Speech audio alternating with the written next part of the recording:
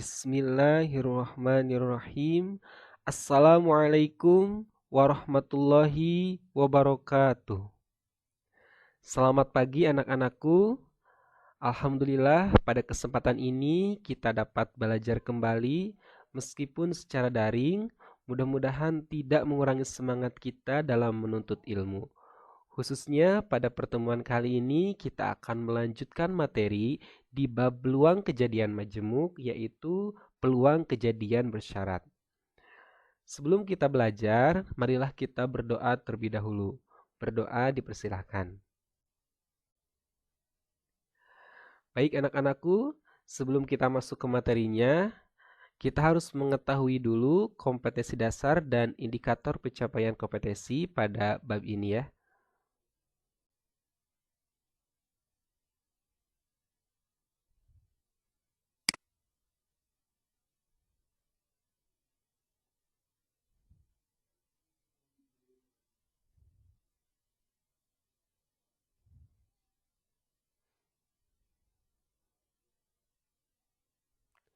Untuk kompetensi dasar yang berkaitan dengan ranah kognitif atau pengetahuan 3.4 yaitu mendeskripsikan dan menentukan peluang kejadian majemuk, peluang kejadian-kejadian saling bebas, saling lepas, dan kejadian bersyarat dari suatu percobaan acak.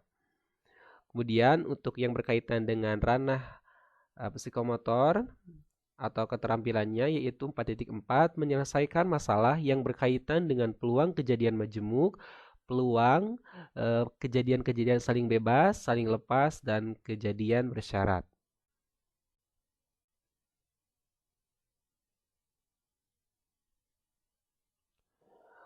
Untuk indikator pencapaian kompetensinya yang berkaitan dengan ranah kognitif yaitu 3.4.10 mengidentifikasi masalah pada peluang kejadian bersyarat dari suatu percobaan acak. Kemudian 3.4.11 mendeskripsikan peluang kejadian bersyarat dari suatu percobaan acak. Kemudian 3.4.12 menentukan peluang kejadian bersyarat dari suatu percobaan acak. Kemudian 4.4.3 ini yang berkaitan dengan ranah psikomotor atau keterampilan, yaitu menyelesaikan masalah yang berkaitan dengan peluang kejadian bersyarat dari suatu percobaan acak. Nah, itulah kompetensi dasar dan indikator pencapaian kompetensinya ya. Nah, sekarang kita masuk ke materinya ya.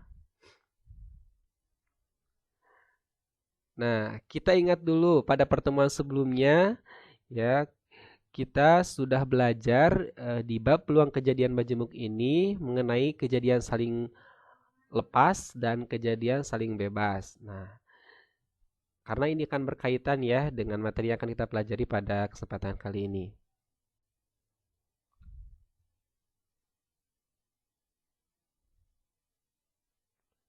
Nah, coba ingat kembali ya contoh soal ini yang sudah dikerjakan oleh anak-anakku. Contoh soalnya yaitu dalam sebuah kotak terdapat 4 kelereng putih dan 6 kelereng hijau. 2 kelereng diambil satu demi satu dengan pengembalian. Peluang terambil kelereng hijau kemudian kelereng putih adalah, nah ini ya perhatikan. Ada keterangan dengan pengembalian ya. Nah, kemudian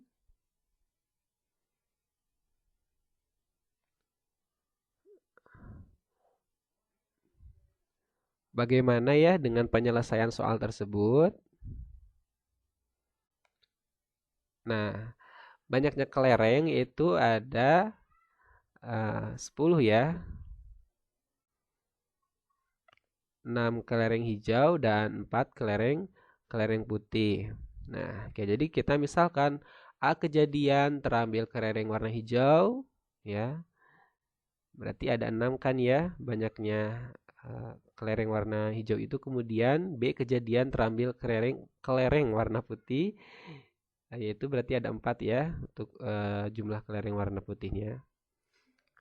Nah, Jika kedua kelereng diambilnya satu demi satu dengan pengembalian ya, dengan pengembalian. Nah, dengan pengembalian, maka kejadian tersebut adalah kejadian saling bebas.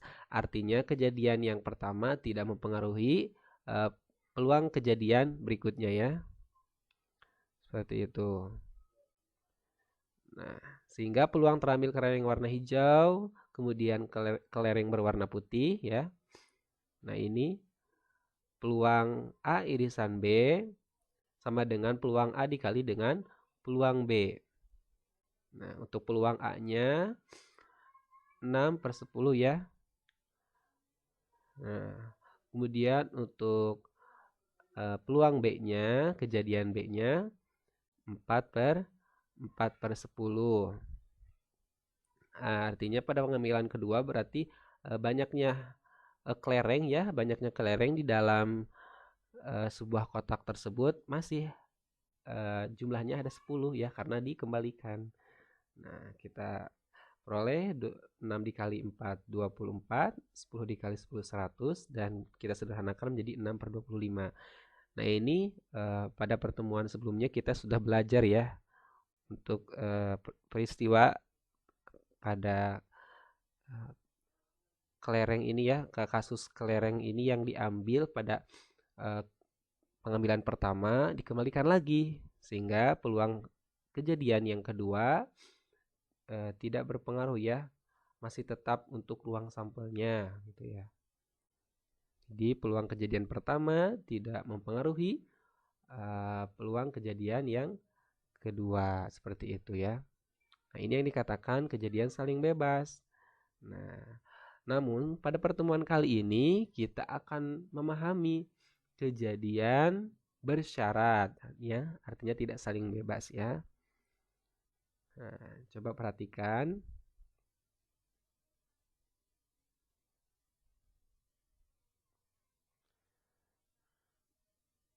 Nah, di sini ada disajikan contoh soalnya ya.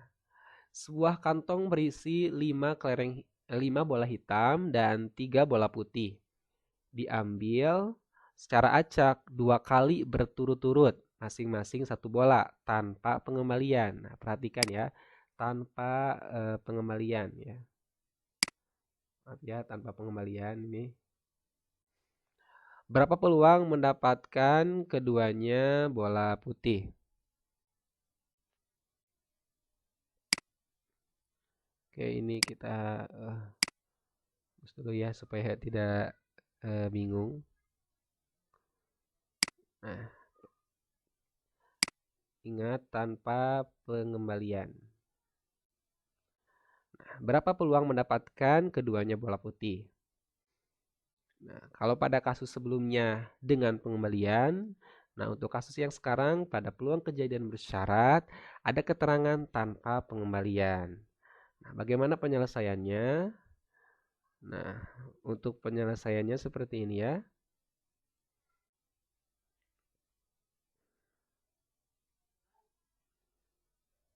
Nah, tadi diketahui ya bahwa bola hitam itu ada 5 dan bola putih itu ada 3. Nah, jika A kejadian mendapatkan bola putih pada pengambilan pertama ya, misalkan A itu ya, dimisalkan kejadian mendapatkan bola putih pada pengambilan pertama. Kemudian, nah, kejadian B pada pengambilan kedua tidak saling bebas terhadap A sebab tanpa pengembalian. Nah, kita kasih garis bawah ya, tanpa pengembalian. Jadi B terjadi dengan syarat A telah terjadi. Nah, jadi kan pada pengambilan pertama kita ambil nih bola putih. Nah, kemudian tidak dikembalikan lagi bola tersebut. Nah, berarti di dalam nanti bolanya ya, bola yang tersisa itu berkurang ya, berkurang. Nah, maka peluang kejadian pertama ini dapat kita peroleh. Nah, bola putihnya itu ya ada 3, berarti per banyaknya anggota atau banyaknya bola keseluruhan ada 8, jadi 3/8. Seperti itu. Dan untuk peluang kejadian B ya, setelah kejadian A terjadi, atau bisa dikatakan peluang pengambilan kedua ya, bola putih, terambilnya bola putih setelah kejadian pertama mendapatkan bola putih ya. Pada pengambilan pertama kita sudah mengambil bola putih. Nah, maka kita akan peroleh. Nah, yang awalnya bola putihnya itu ada 3 ya. Bola putihnya itu ada 3. Karena sudah diambil pada pengambilan pertama dan tidak dikembalikan, berarti sisanya tinggal 2 ya. Tinggal 2. Kemudian dari keseluruhan bola ya yang ada, nah ini ya 5 ditambah 3 8 ya. Nah, karena sudah diambil 1 dan tidak dikembalikan berarti tinggal 7 ya, tinggal 7. Berarti peluangnya adalah peluang kejadian B adalah 2/7 seperti itu. Nah, karena kejadian A dan B merupakan kejadian bersyarat tidak saling bebas, maka kita dapat peroleh ya peluang A irisan B sama dengan peluang A dikali dengan peluang B dengan syarat A. Nah, yaitu tadi peluang A-nya 3/8 ya, yang ini peluang kejadian mendapatkan bola putih pada pengambilan pertama. Kemudian peluang kejadian B ya, pengambilan bola putih pada pengambilan kedua setelah terjadinya pengambilan bola putih pada pengambilan pertama, yaitu 2/7. Nah, yang ini ya 2/7. Nah, sehingga kita proses ya, 3 dikali 2 6, 8 dikali 7 56. Kita sederhanakan menjadi 3/28. Jadi peluang mendapatkan keduanya bola putih adalah 3/28. Nah, itu ya sudah dapat kita dapat mengetahuinya ya bagaimana peluang kejadian bersyarat ya, untuk kasus peluang kejadian bersyarat menentukannya ya, menentukan peluang kejadian bersyarat sudah kita barusan kita pahami melalui contoh soal yang diberikan. Nah, kemudian ada contoh soal lagi ya supaya kita lebih memahaminya.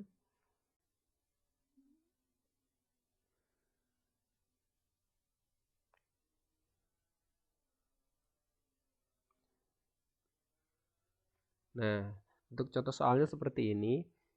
Misalkan Ica melakukan pengundian 2 buah dadu yang seimbang secara sekaligus. Jika jumlah mata dadu yang terjadi adalah 6, nah jadi jumlah mata dadu yang muncul itu adalah 6 ya. Maka hitung peluang bahwa salah satu mata dadunya bernilai 2. Nah, baik, bagaimana nih penyelesaiannya? Nah, gini ya penyelesaiannya.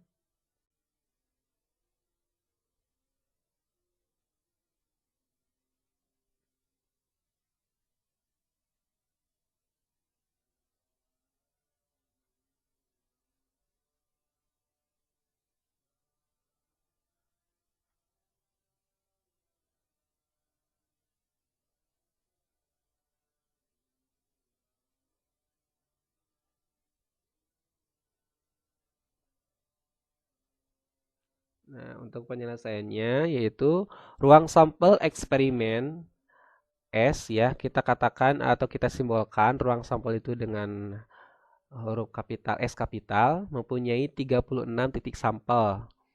Ya, 6 dikali 6 ya. Banyaknya anggota ruang sampel ya, ada 36. Kemudian dengan setiap titik sampel mempunyai peluang yang sama ya untuk terjadi yaitu 1/36. Nah, kemudian kita misalnya ya E1 itu adalah peristiwa bahwa 2 mata dadu yang terjadi atau yang muncul itu berjumlah 6. Nah, berarti ruang peristiwa dari kejadian pertama itu adalah, nah, 1 dan 5. Jadi muncul mata dadu 1 ya, mata dadunya 1 dari dadu pertama, dari dadu yang 1, kemudian dari dadu yang kedua ini muncul mata dadu 5 ya. Nah, ketika dijumlahkan ini adalah 6 kan ya. 1 ditambah 5 itu 6. Begitupun dengan ini ya, berikutnya 2 dan 4. Mata dadu muncul mata dadu pertama 2 dan mata dadu keduanya itu 4. Kemudian 3 dan 3, kemudian 4, 2 dan 5, 1. Ya, ini adalah dua mata dadu yang terjadi berjumlah 6. Nah, sehingga untuk peluang kejadian pertama, nah, dapat kita peroleh ini ya, ada 1, 2, 3, 4, 5 ya, ada 5 per jumlah ruang sampelnya ya, ada 36 yang ini ya. 36. Ya.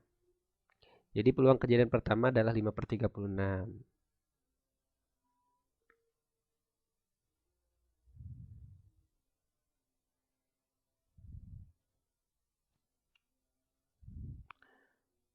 Nah, kemudian sekarang untuk kejadian untuk E2, yaitu yang menyatakan peristiwa bahwa dua mata dadu dari salah satu dadunya bernilai 2. Nah, jadi ruang peristiwa dari E2 tersebut adalah, nah, yang salah satu dadunya bernilai 2. Jadi muncul mata dadu dari dua buah dadu yang dilambungkan ya. Nah, munculnya itu salah satunya bernilai 2. Nah, bisa 1, 2, bisa 2, 1 ya. Artinya ini dari dadu yang pertama muncul angka 1 ya, mata dadu 1. Kemudian dari dadu yang kedua muncul mata dadu bernilai 2 ya, maksudnya seperti itu.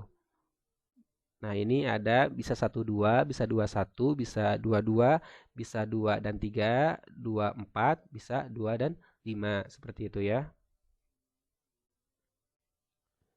Kemudian bisa juga 2, 6, kemudian 3 dan 2, 4 dan 2, 5 dan 2, kemudian 6 dan 2. Nah, jadi untuk irisan kejadian pertama ya dan kedua itu adalah peristiwa bahwa dua mata dadu yang terjadi berjumlah 6 dan mata dadu dari salah satu dadunya bernilai 2. Nah, kita akan mencari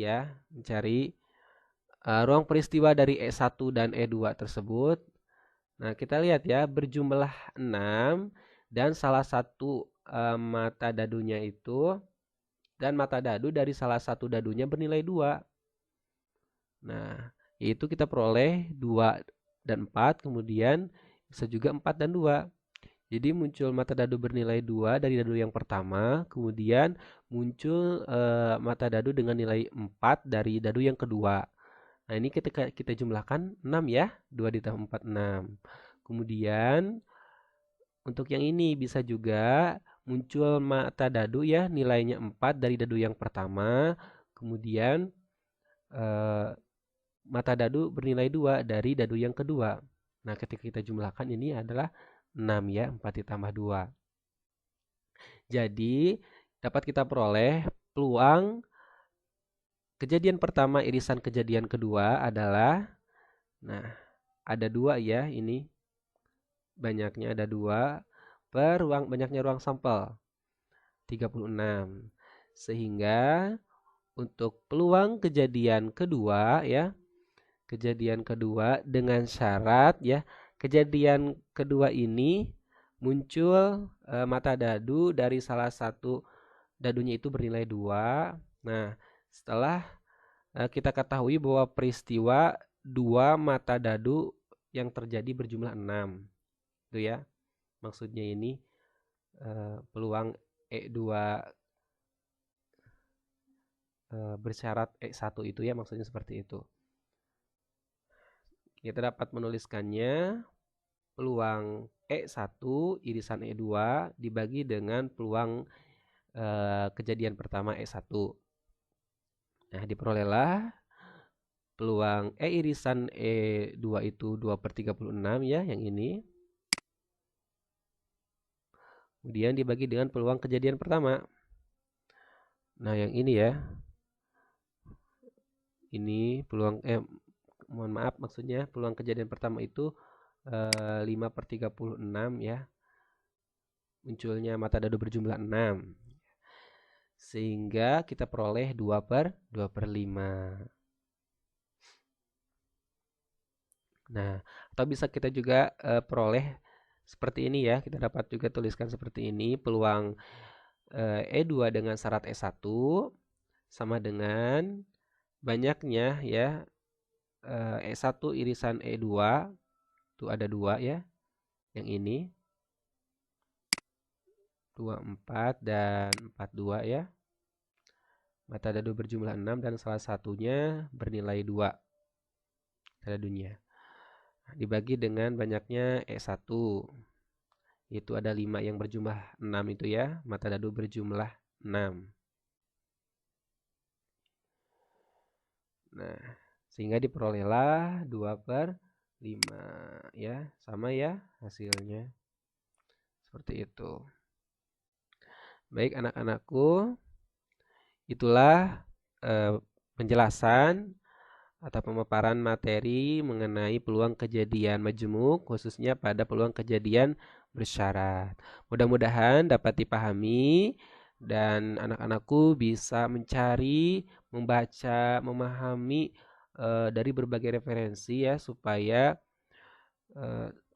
supaya lebih mahir nanti dalam menyelesaikan soal-soal yang berkaitan dengan peluang kejadian bersyarat.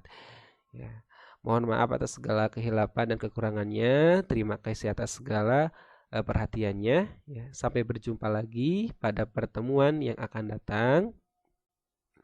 Dan jangan sungkan untuk bertanya kepada Bapak ya, ataupun bisa diskusi dulu dengan temannya berkaitan dengan materi yang sudah dipelajari atau disampaikan pada pertemuan kali